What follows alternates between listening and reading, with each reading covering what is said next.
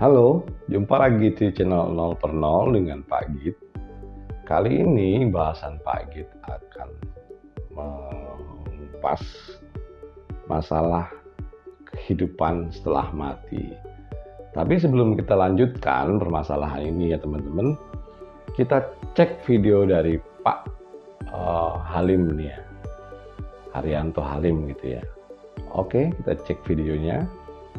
Kalau ditanya apakah saya percaya ada kehidupan setelah mati nanti, saya nggak percaya sama sekali. Loh, berarti kamu nggak percaya ada surga dan neraka? Nggak percaya. Saya nggak percaya itu ada. Jadi saya santai saja. Nah, nanti kalau benar-benar ada dan kamu masuk neraka gimana? Ya nasib. Tapi saya tidak percaya ada kehidupan setelah kematian. Saya nggak percaya ada surga dan neraka. Hidup ya sudah, jalani saja. Setelah mati ya sudah, habis. Dikremasi, buang, atau ditanam jadi pohon mangga, atau apapun lah. Atau jadi kadaver di fakultas kedokteran. Jadi bukan you only live once ya, YOLO. Tapi you only die once. Mati cuma sekali, hidup sepanjang usia kita. Manfaatkanlah sebaik mungkin. Berbuat baik, bermanfaat bagi orang lain, menjunjung kemanusiaan, jangan mempersekusi umat agama lain. Demikianlah teman-teman, jadi itu pendapat dari Pak Halim ya. Dan pendapat soal percaya atau tidak percaya tentang ada kehidupan setelah mati memang bebas gitu, orang bebas percaya itu. Tapi Pak Git dalam hal ini tidak setuju gitu loh. Kalau menurut Pak Git kehidupan setelah mati ini ada. Tapi kalau soal yang konteks surga dan neraka ya Pak Git abaikan lah, karena ini tidak terkonfirmasi gitu. Kalau soal wejangan-wejangan yang baik ya standar lah, intinya kita harus berbuat baik secara kemanusiaan, tidak mengganggu agama lain dan bla bla bla. Itu menurut Pak Git standar lah ucapannya itu. Nah, yang Pak Git yang kritisi di sini tentang kehidupan setelah mati. Kehidupan setelah mati ini kan berhubungan dengan ruh ya teman-teman ya. Itu pasti ya. Karena yang abadi itu adalah ruh, bukan jasad. Jasad itu memang udah selesai begitu. Ada bagian yang rusak seperti jantung, katakan paru-paru yang sudah tidak berfungsi lagi. Bagian tubuh kita yang vital yang tidak bisa berfungsi lagi, maka kita tidak bisa hidup lagi. Dalam dimensi 3, kita akan pindah ke dimensi 4.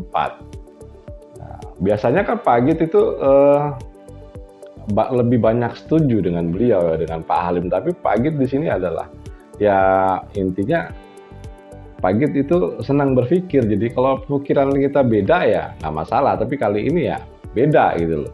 Kalau beliau tidak percaya ada kehidupan setelah kematian, maka Pak Git percaya gitu. Dan ini penyebabnya Pak Git percaya itu ada sebab-sebabnya. Yang pertama teman-teman ya, itu kan kalau kehidupan setelah mati yang tadi balik lagi ya, itu adalah masalah ruh. Ruh ini dulu pernah diteliti oleh Dr. Duncan McDougall. Beliau adalah dokter yang melakukan penelitian di 1907. Intinya beliau meneliti dari 6 pasien. Ya. Dari 6 pasien ini diteliti berat ruhnya, nah, yang biasanya dikenal dalam dunia pengetahuan itu, di dunia sains itu intinya, di dunia sains itu dikenal dengan istilah percobaan 21 gram gitu. Jadi hasil penelitian beliau ini menyebutkan berat ruh manusia itu 21,3 gram. Jadi caranya begini. Beliau mengambil sampel dari 6 orang. 6 orang pun ini yang sudah nggak banyak bergerak lagi ya. Udah maksudnya kira-kira sudah mau meninggal dan sudah tidak banyak bergerak lagi. Karena ini kan sensitif sekali timbangan yang dipakai itu. Jadi timbangan yang dipakai ini di atas kasur orang yang sudah tidak berdaya tersebut, yang kira-kira udah istilahnya mengalami sakaratul maut, yang sebentar lagi akan meninggal, ini ditimbang pakai alat tersebut. Nah, begitu dalam nafas terakhirnya itu ada perubahan. Tapi cuma 50% teman-teman.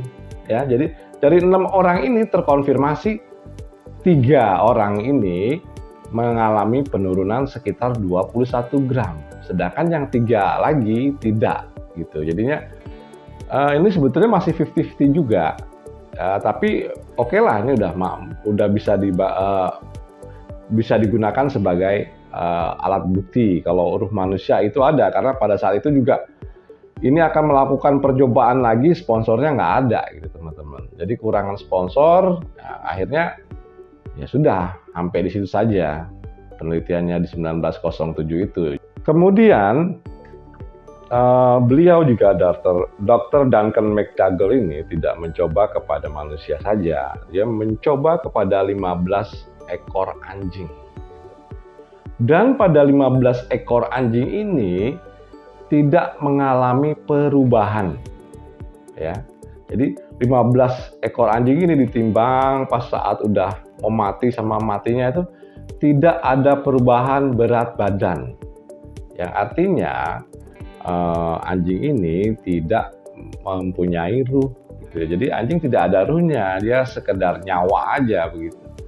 Begitu nyawanya hilang ya sudah, nggak ada pengurangan berat badan. Beda dengan manusia. Manusia itu mengalami pengurangan berat badan 21 gram. Ini di saat hembusan nafas terakhir ya, jadi bukan pas kaku. Kalau udah kaku tuh nggak ada sirkulasi darah, udah berat gitu kan. Jadi ini penelitiannya memang harus detail banget, dan hasilnya ya baru itu gitu, 50-50, 50-50. Itu yang pertama, kita menganalisa dari kegiatan ilmiah yang dilakukan oleh Dr. Duncan McDougall yang pertama.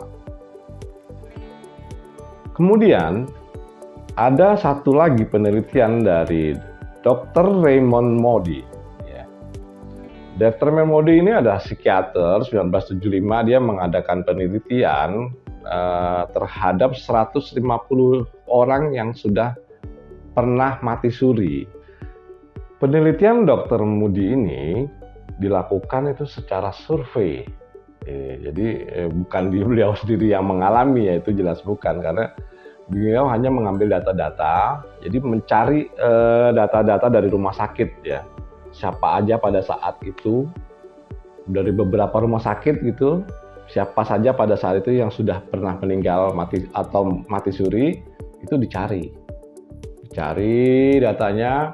Kemudian setelah dapat info dari rumah sakit tersebut, beberapa rumah sakit, nah ini didatangin orangnya, disurvei, ditanyain gitu ya. Jadi pertanyaan Dr. Moody ini, Raymond Moody ini, yang pertama adalah apa yang kamu rasakan setelah apa yang kamu rasakan saat kamu meninggal? Itu rasanya saat mau meninggal itu sakit, tuh, rasanya sakit. Terus kemudian apa yang kamu rasakan setelah kamu meninggal? Setelah meninggal itu yang dirasakan damai, nyaman, lega. Artinya pada saat itu ruh itu sudah lepas dari badan. Jadi yang dirasakan adalah nyaman, damai gitu ya. Kemudian apa yang kamu kerjakan? Saya lihat rata-rata 86% dari 150 orang itu menjawab seperti itu ya teman-teman. Jadi rata-rata mereka menjawab, saya melihat keluarga saya. Siapa yang sedih, siapa yang senang pada saat saya meninggal. Jadi orang yang meninggal ini tahu siapa aja di lingkungan saudara-saudaranya itu yang senang atau yang sedih. Jadi ya kalau diibaratkan nih, kayak kalau teman-teman tahu film Ghost dulu yang dibintangi oleh Demi Moore, ya, seperti itulah. Jadi dia lihat gitu, siapa aja yang niat jelek kepada dia tahu. Jadi seperti orang nonton TV gitu, dia tahu, tapi yang hidup ini tidak bisa melihat. Ini adalah kegiatan ruh ya. Ruh itu tidak terlihat tapi bisa melihat. Ini berdasarkan penelitian dari Raymond Moody. Dan belum berakhir di situ aja pertanyaan beliau ini. Masih ditanya. Setelah kamu melihat dan kamu tahu maksudnya setelah kamu melihat teman-teman siapa saja yang menyukai kamu dan tidak menyukai kamu, siapa saja yang menangis, siapa saja yang tertawa, saat kamu mendengar, apa kemudian yang kamu rasakan? Saya melewati lorong gelap. Jadi setelah itu dia melewati lorong gelap. Setelah kamu mulai gelap tuh, apa yang kamu lihat? Saya melihat sebuah cahaya. Jadi bertemu dengan cahaya, kemudian apa yang terjadi pada saya itu? Setelah saya melihat cahaya di situ, dia memutar seperti video atau film pada saat orang itu lahir. Jadi pada orang itu mulai lahir hingga orang itu mati, disetel ada videonya gitu. Jadi dia tuh lahirnya di mana gitu diliatin, kemudian saat mereka mulai besar, terus nikah, terus selingkuh, terus korupsi, terus ibadah, semuanya diliatin di situ. Jadi bertemu dengan cahaya, terus ada ringkasan cerita hidup, dan itu pun diceritakan dalam waktu yang singkat gitu, set gitu, tapi langsung inget gitu. Nah, habis itu ngapain? Kemudian saya melihat sesuatu tempat yang indah belum pernah saya lihat di dunia. Itu teman-teman. Jadi stepnya gitu tadi ya. Dari meninggal rasanya enak. Dari mau meninggal dulu ya. Mau meninggal rasanya sakit. Terus pas meninggal rasanya lega, enak, damai. Kemudian melihat apa yang terjadi pada alam nyata, atau melihat siapa saja yang menyukai atau siapa saja yang tidak menyukai. Nah, setelah itu masuk lorong yang gelap gitu. Setelah melalui lorong yang gelap, melewati menemukan cahaya. Menemukan cahaya dan diputarkan kehidupannya dari awal kehidupan sampai meninggal. Gitu teman-teman. Jadi kalau lihat cerita ini, lihat pertanyaan dan argumen dari orang-orang yang meninggal setelah diwawancarai oleh Raymond Moody ini, mirip-mirip lah sekitar seperti cerita yang dikisahkan dalam agama gitu ya. Sampai diceritakan video dia dari mulai hidup hingga mati. Nah, kemudian yang terakhir apa? Setelah melihat suatu keindahan yang tidak pernah dilihat dunia, disuruh pulang karena belum saatnya, kata. Ada sesuara yang menyuruh untuk pulang karena ini belum saatnya. Pulanglah. Begitu ceritanya teman-teman. Jadi ini bukunya Raymond Moody ini judulnya bukan Life After Death ya. Jadi bukan kehidupan setelah mati, tapi Life After Life. Jadi kehidupan setelah kehidupan. Jadi setelah kehidupan ini nanti ada kehidupan lain lagi, kehidupan baru lagi, yang gambarannya secara ilmiah atau secara survei yang diteliti oleh Raymond Moody ini seperti itu. Pak Git akan membuat kesimpulan, ya biasanya Pak Git kan ini nih seirama dengan Pak Halim gitu ya, apa yang beliau kemukakan tuh ya 11-12 lah gitu ya. Kemarin soal manusia tidak butuh agama, Pak Git setuju gitu. Tapi kali ini Pak Git tidak setuju. Artinya ada penelitian yang ilmiah yang membuktikan hal ini itu ada gitu. Jadi untuk teman-teman ya memang kita harus berpikir, apalagi berpikir ilmiah itu dibutuhkan sekali. Kenapa Pak Git tidak sependapat dengan Pak Halim dalam hal ini? Yaitu tadi berdasarkan penelitian dari Dr. Duncan McDougall yang menimbang ruh itu beratnya 21,3 gram. Kemudian percobaannya juga survei dari Dr. Raymond Moody gitu, yang judulnya bukunya adalah Life After Life, yang menceritakan proses kematian seseorang. Jadi Pak Git ulangi lagi ya, karena ini udah masuk kesimpulan. Jadinya rasanya mendekati mati itu sakit. Kemudian katakanlah ini sakaratul maut gitu. Begitu setelah mati enak, lega, merasakan damai, dan melihat teman-temannya, saudaranya yang suka dan tidak suka itu. Kemudian melewati lorong gelap ya, dan melihat sebuah cahaya disetelkan kehidupannya dari awal hidup hingga mati. Jadi buku ini cukup menarik untuk dibaca. Dan dalam perbedaan pendapat, ya intinya perbedaan pendapat kali ini Pak Git dengan Pak Halim sih wajar-wajar aja, karena hal ini adalah hal suatu yang juga susah untuk dibuktikan gitu. Kita hanya mengambil, kalau Pak Halim kan hanya menganalisa berdasarkan keyakinan.